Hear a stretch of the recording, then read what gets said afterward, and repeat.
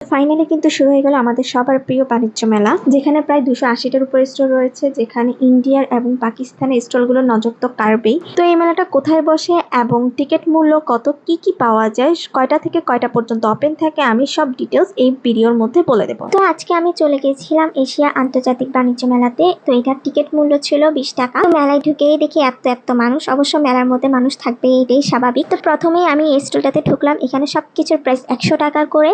বাচ্চাদের খেলনা এসব পাওয়া যায় আর কি, কিছু কোকারিজের আইটেম পাওয়া যাচ্ছিল। ন্যাচারালি বাণিজ্য মেলা যেরকম হয় আর কি, এই মেলাটাও ঠিক সেরকম ছিল। এই যে এখানে খাওয়ার দোকানগুলো এগুলো আমরা সব মেলাতে গেলেই দেখতে পাই।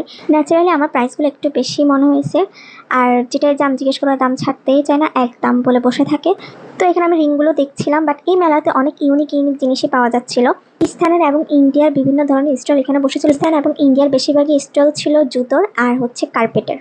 তো এই স্টলটা ছিল একটা পাকিস্তানের স্টল। এখানের জুতাগুলো সবগুলো